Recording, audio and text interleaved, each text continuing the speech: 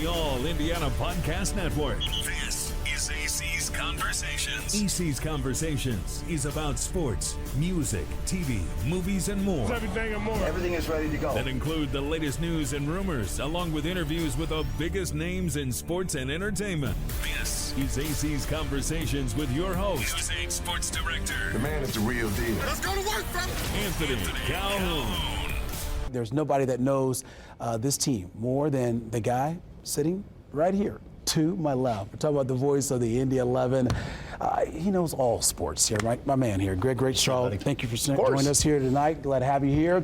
All right, you go from high school football, high school basketball. Now we're gearing up for Indy 11, which many people think, okay, soccer better be in the summertime. No, let's start in March. How excited are you for the upcoming season? Well, I'm fired up. I mean, this is obviously year number 12. Wow. You know, and you'll tell the story of Logan Neidlinger coming up a little bit later in the program. We are now to the point as a franchise where young kids that grew up watching us and emulated, wanted to play for the Indy 11, now score goals and score professional contracts for the team. That is how long the Indy 11 have been around, and I am honored to be the voice of the team since day number one. I love it. So let me ask you this. How excited are you about how this team was put together? We saw the success they had last year, but now going into another year, how thrilled are you about what you see on paper that you hope it translates here on the field? Well, you heard it from both Romario Williams and Hunter Salt in the opening segment of the show. Romario talked about, hey, there's 10, 12, 15 guys back from the team, and that's absolutely the case. You know, Sean McCauley did do some roster reconstruction as the season went along last year. So this is the group that was largely together, say, August, September, October, into the playoffs in November. The point that Hunter Salt said in the opening segment about how anybody can start, I think he's spot on. I think 1 through 20, this is the most depth I have ever seen on an Indy 11 team. And I think that depth pays off as the season goes along. And saying that, if you're Coach McCauley here, you have to be thrilled year two for yourself and knowing that you got a lot of playmakers that can get it down on the field, right? Correct. And again, for Coach McCauley, it's frankly the reason he was brought in. Again, you know, his background is growing up in the Manchester United system as a youth. He literally calls Sir Alex Ferguson, one of the most legendary soccer coaches on the planet, a friend. But he has now played or coached in North America the better part of a quarter of a century. So, for example, I don't think we get a keeper as good as Hunter Salt, who is on loan for the Portland Timbers, if Sean hadn't worked for the Portland Timbers previously.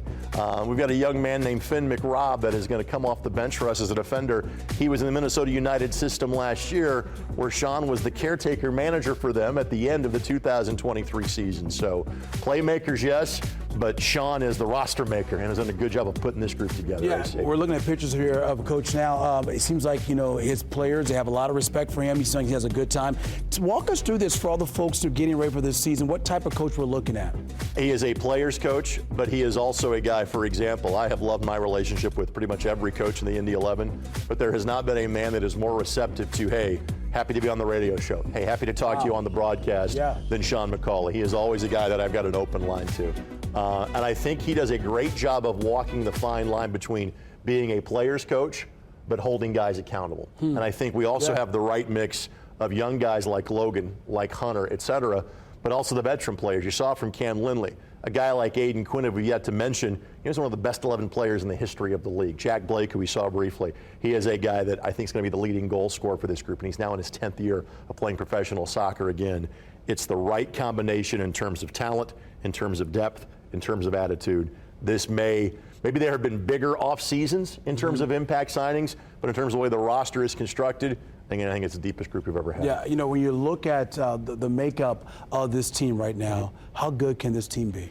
I think this team can be very good. Now, again, I love the bravado and the confidence, and frankly, you want the guys saying, we're the best team in the East, we're the best team in the league. There are some great franchises in our half. You know, for example, last year for Lou City, which was year 10 for them, it was the first year they didn't make the conference finals at a minimum. That's how good they have been. Charleston has really reversed course. Ben Pierman's a fantastic coach. In fact, Louisville and Charleston just played last week, and Lou City got the early win. Tampa Bay is a perennial powerhouse, also in the East.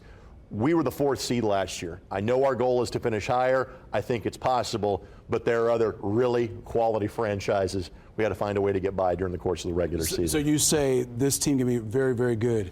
Are we talking, playoffs, obviously, right? A championship, even championship? And that's really what the ultimate goal is. Yeah. You know, in but our league, this team, can they do it? I think they can. And Really? again, I don't think it's by having one player that's going to have this superlative number of goals. I think we could be looking at 2, 3, 4 players that are kind of in that 8, 9, 10, 11 range. I don't think it's going to be one guy carrying the freight. I think it's going to kind of be the group in aggregate.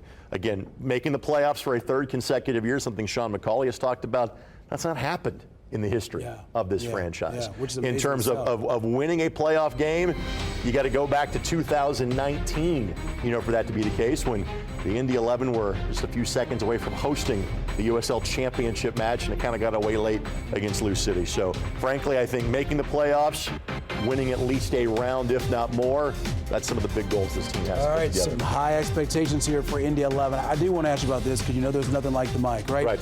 Carroll Stadium, the home location here for Indy 11.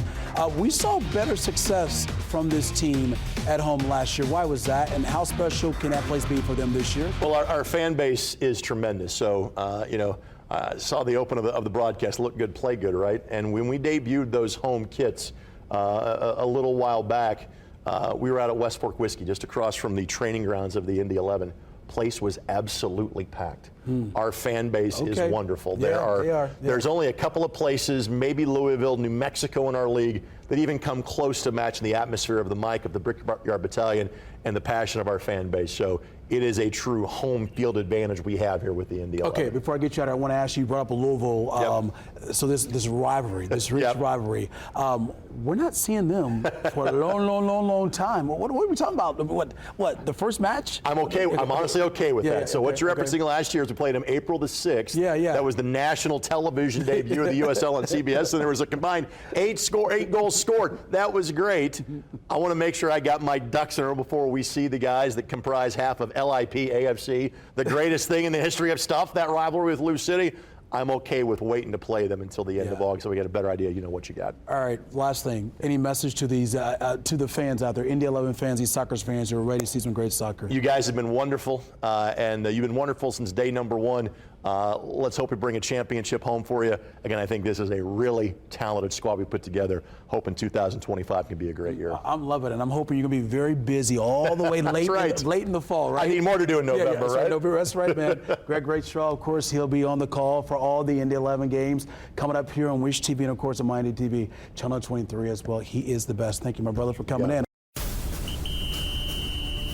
Discover more at wishtv.com and when you follow Wish TV on Facebook. Plus, be sure to follow and subscribe to the AC's Conversations podcast and others on the All Indiana Podcast Network. Connect now at allindianapodcastnetwork.com.